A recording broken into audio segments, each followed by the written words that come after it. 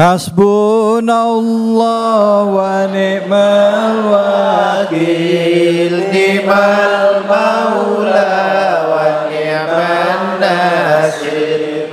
Hasbunallah wa ni'mal wakil, ni'mal maula wa ni'man nasir. Hasbunallah wa ni'mal wakil, ni'mal maula wa ni'man nasir. Hasbunallah wa ni'mal wakil, ni'mal maula wa ni'man nasir. Sallu ala Nabi Muhammad. Salli alaihi. Alhamdulillah, alhamdulillah rabbil alamin. Kita masuk ke sesi berikutnya dari sesi tanya jawab. Bu, Pak, ada yang mau nanya?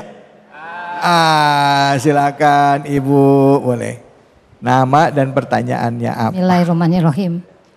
Assalamualaikum warahmatullahi wabarakatuh. Waalaikumsalam warahmatullahi wabarakatuh. Saya Nuni dari Majelis Taklim Al-Muhajirin Bulak Macan Permai Bekasi Utara. Pak Habib, Pak Ustadz, saya mau menanyakan. Kenapa ya begitu dekat dengan malam Lailatul Qadar kok saya banyak sekali cobaan dalam hal, terutama dalam hal beribadah. Misalnya saya mau sholat tahajud ketiduran, saya mau ke masjid ketiduran. Kenapa ya Pak Ustadz?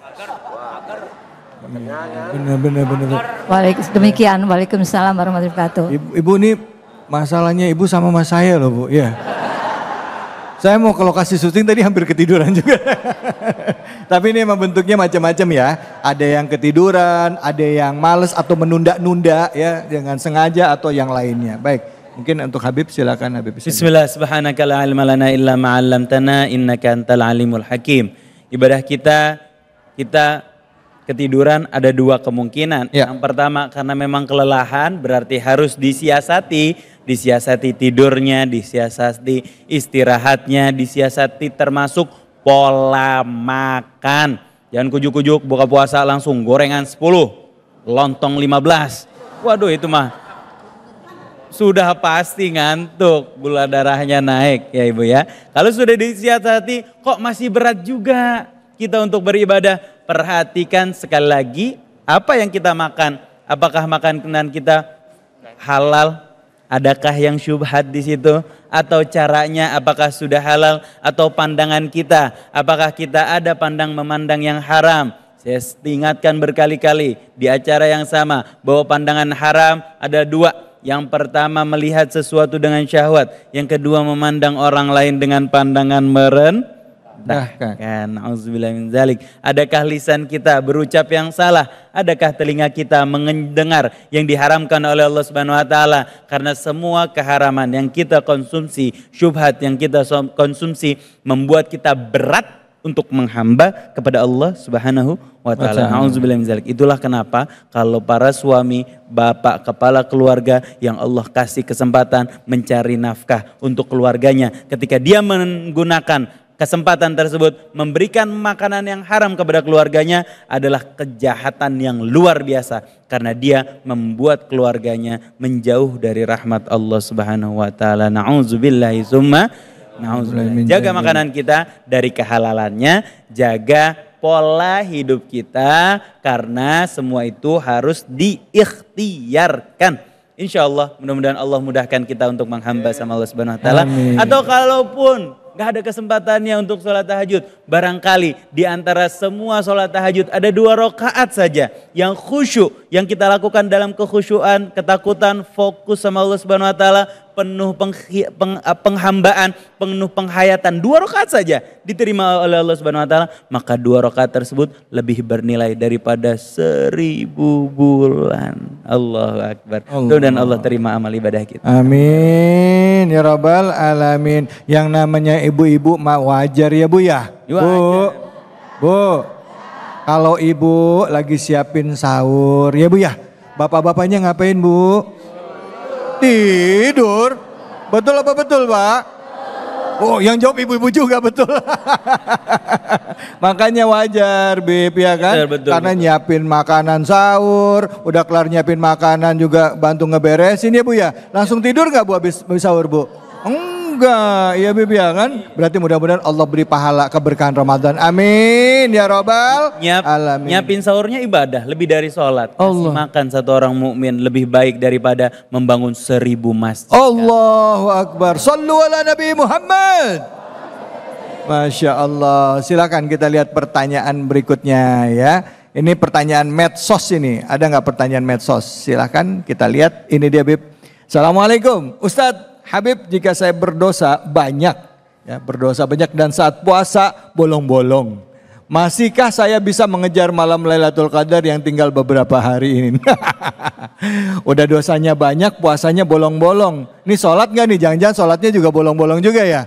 Kira-kira masih dapat nggak nih keberkahan malam Lailatul Qadar? Silakan Kiai, monggo.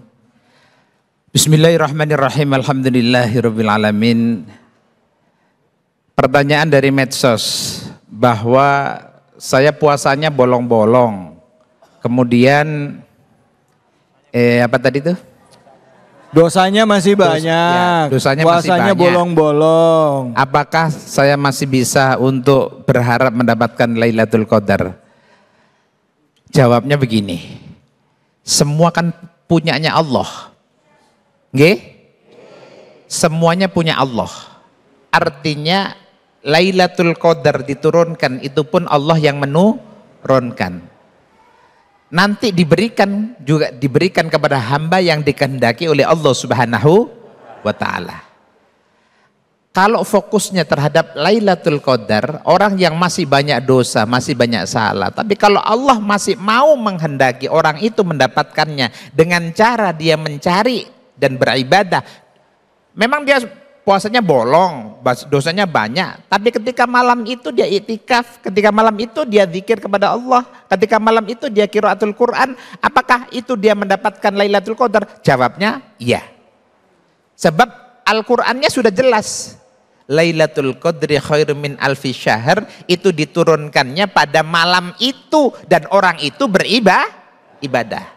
Urusan dia ada dosa, urusan dia puasanya bolong-bolong, itu ada catatan, itu ada pertanggungan jawab di hadapan Allah Subhanahu wa taala. Orang pendosa pun bisa masuk surga. Tergantung Allah mengampunkan dosa-dosanya. Nggih napa nggih? Kan di dalam sebuah riwayat sahih dipun jelaskan, pendosa yang luar biasa dosanya. Bahkan dijelaskan dalam riwayat Bukhari itu berkotak-kotak dosanya itu. Dosa semuanya. Dia cuma ada satu aja. Satu sekotak korek api begitu, berisi begitu. Disuruh menimbang oleh Allah Subhanahu wa taala antara dosa itu dengan amaliyahnya. Yang satu kotak korek api kecil itu dibandingkan dosanya yang berkilo-kilo. Di dalamnya itu ada kalimat yang masih tertancap di dalam dirinya, yaitu kalimat tahlil la ilaha illallah Muhammadur Rasulullah, masih menancap di sini ketika meninggal dunia. Ketika ditimbang, semua dosanya terjumplangkan dengan kalimat tauhid la ilaha masih lebih berat kalimat la ilaha illallah Muhammadur Rasulullah dibandingkan dosa yang dia kerjakan. Artinya apa? Seseorang yang punya keimanan, jangankan cuman sekedar itu, artinya mendapatkan Lailatul Qadar. Wong dia berdosa sepanjang masanya saja, tapi dalam hatinya masih ada kalimat tauhid, Allah akan tetap mengampunkan dan mendapatkan berkah dari Allah Subhanahu. Tapi catatannya jangan gampangke. Tahu gampangke? Meremehkan. Wah, kalau begitu enggak apa-apa deh, saya pendosa, enggak apa-apa deh, saya banyak berbuat dosa, zalim dan seterusnya, yang penting kan saya nanti bisa ada di dalam diri saya, di dalam ketauhidan saya masih la ilaha illallah. Sinten sing jamin? Siapa yang bisa menjamin kalau kalimat itu masih menempel dalam diri kita? Nggih napa nggih? Memang betul bahwa miftahul jannah biqaulin la ilaha illallah Muhammadur Rasulullah, kalimat tauhid itulah nantinya sebagai pintu untuk mendapatkan berkah dan barokah dari Allah Subhanahu Wa ta'ala. Kembali ke pertanyaannya, apakah masih bisa mendapatkan Lailatul Qadar? Nggih sakit-sakit mawon, tergantung Gusti Allah. Tergantung Allah Subhanahu wa ta'ala. Urusan dia pendosa, urusan dia masih berdosa, posone bolong-bolong, bahkan disebutkan oleh Bang David Halik tadi, mungkin sholatnya juga, wah kadang sholat kadang boten, kadang sholat kadang tidak. Andai kan begitu, tapi kalau Allah masih menghendaki untuk mendapatkan rahmat, tetap akan diberikan rahmat oleh Allah Subhanahu wa ta'ala. Tapi sekali lagi saya berikan garis bawah, ojo gampangke, jangan gampangin, ya. ngeremehkan. Ya, baik. Gini Bang G. Baik, terima Barangkali kasih. Habib ada tambahan. Silakan Habib, mungkin mau ada yang ingin tambahkan, silakan Habib. Betul. Ya, subhanaka la ilma lana illa ma 'allamtana innaka antal alimul hakim. Kita tidak tahu kapan nyawa kita diambil oleh Allah Subhanahu wa taala, maka gunakan setiap detiknya, setiap kesempatannya untuk minta ampun, bertaubat kepada Allah Subhanahu wa taala. Nanti puasa yang bolong niatkan untuk dibayar, karena puasa yang ditinggalkan dan sholat yang ditinggalkan adalah hutang kita sama Allah Subhanahu wa taala, dan hutang harus dibayar. Ibu-ibu, kalau ada yang kasbon sama ibu-ibu nih nggak dibayar, kesel apa enggak? Lah kesel. Kira-kira kalau dia minta sesuatu sama kita, kita ikhlas nggak ngasihnya? Lah kagak. Bagaimana dengan hutang kita kepada Allah Subhanahu wa taala, pemilik alam semesta, penguasa langit dan bumi yang bagiin rezeki kita semua. Kalau kita punya hutang puasa, punya hutang sholat, itu wajib dibayar. Ketika malam Lailatul Qadar, kita ikrarkan pertaubatan kita sama Allah Subhanahu wa taala, janji sama Allah bahwa kita akan membayar semua hutang kita yang kita niatkan karena Allah Subhanahu wa taala, utang puasa dan utang sholatnya. Ketika itu kita akan mendapatkan kemuliaan malam Lailatul Qadar. Saya punya life hack atau cara, insya Allah Allah antarkan kita ke malam Lailatul Qadar. Dalam riwayat Muslim, barang siapa yang sholat isya berjamaah di masjid, maka dia akan mendapatkan pahala sholat setengah malam. Barang siapa yang sholat subuh berjamaah di masjid, dia akan mendapatkan sholat setengah malam berikutnya. Maka barang siapa yang sholat isya berjamaah dan sholat subuh berjamaah di masjid, dia akan mendapatkan pahala sholat semalam suntuk. Meskipun ibu-ibu nggak sholat pada malam hari itu, meskipun ibu-ibu lagi ngomel-ngomel ke suaminya, tapi ibu-ibu sedang terhitung lagi sholat kalau sholat isya berjamaah. Begitu juga dengan bapak-bapaknya. Baik, alhamdulillah. Terima kasih Habib. Kita lihat lagi nih, ada sosmed satu lagi. Ya, kita lihat pertanyaannya dari sosmed. Ustadz, saya udah mokel. Apa sih mokel? Batal ya? Batal diam-diam. Saya sudah mokel beberapa kali karena terlalu lelah bekerja dan karena tergiur dengan es belewah. Bagaimana saya minta ampun ke Allah karena aku hilaf. Hilaf sih makan es belewah. Niat. Silakan Habib, ya Habibi, silakan Habib. Ini kayaknya pertanyaan anak-anak milenial nih Habib nih. Mokel itu ibu-ibu masuk ke ruangan berhorden, tahu? Ruangannya ada hordennya, menunjuk layar touchscreen, teng, habis itu dari layar itu keluar lauk, ya, alias warteg. Itu mokel maksudnya ya, makan siang-siang saat kita berpuasa. Gimana cara tobatnya? Saya pengen dapat kesempatan malam Lailatul Qadar, tapi saya suka khilaf, saya kumur-kumur, kok nggak taunya ketelan itu kumur-kumur ya. Nggak taunya yang dikumur adalah es belewah. Aduh, sama aja. Ya, gimana cara tobatnya? Tadi bertaubat adalah mengakui kesalahannya terhadap Allah Subhanahu wa taala. Pertama, yang kedua berjanji untuk tidak mengulangi. Yang ketiga, kalau ada hak orang lain harus dituntaskan atau minimal minta ridho kepada orang tersebut. Bagaimana dengan hak Allah? Puasa, sekali lagi saya ulangi, hutang kita terhadap Allah. Berarti apa? Berjanji untuk membayar hutang puasa kita. Nah, karena saat kita batal, kita dosanya itu dari tiap kunyahan itu dosa, tiap suap itu dosa, tiap tegukan dosa. Itu dosa kita saat membatalkan puasa kita. Dari tiap teguk, tiap suapan, tiap kunyahan berdosa. Ketika makin mengunyah, makin bertambah dosanya. Na'udzubillahi min dzalik. Minta ampun, minta maaf sama Allah dan berjanji bahwa kita akan membayar hutang puasa kita yang kita niatkan karena Allah Subhanahu wa taala kalau Allah panjangkan umur kita. Setelah bulan suci Ramadan, begitu hari kedua langsung bayar. Karena kita nggak tahu, kata Ustadz tadi, kapan nyawa kita diambil oleh Allah Subhanahu wa taala. Siapa yang paling muda di ruangan ini? Kayaknya mas saya ya. Yang lebih muda dari yang paling muda di ruangan ini, ada yang udah lebih dulu dipanggil sama Allah? Banyak. Siapa yang paling sehat di antara kita? Yang paling lebih sehat dari yang paling sehat di ruangan ini? Ada yang sudah dipanggil sama Allah? Banyak. Saking sehatnya kalau beli takjil, dia tanya, ini masaknya pakai minyak zaitun apa minyak goreng? Dia tanya tuh saking sehatnya. Tapi sudah lebih dulu dipanggil sama Allah. Ada yang perutnya six pack luar biasa, saking sehatnya Ustadz. Kalau saya kan one pack ini, malah katanya one big happy pack. One big happy pack, iya. Malah katanya test pack kayak orang hamil.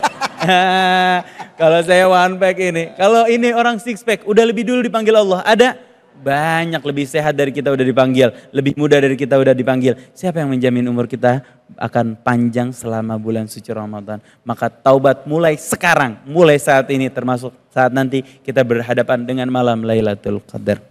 Baik ya Allah, Bu, Pak, kuncinya adalah memohon ampunan kepada Allah. Kalau kita udah mohon ampun pada Allah, kita beristighfar, kita bertobat pada Allah, doa-doa kita insya Allah bisa diijabah oleh Allah. Karena bisa jadi dosa itu menghalangi dikabulkannya doa-doa kita. Ya, jadi banyak minta ampun kepada Allah. Baca Astaghfirullah Rabbal baraya, Astaghfirullah minal khotoya. Dan kemana-mana tetap di Cahaya Hati Indonesia.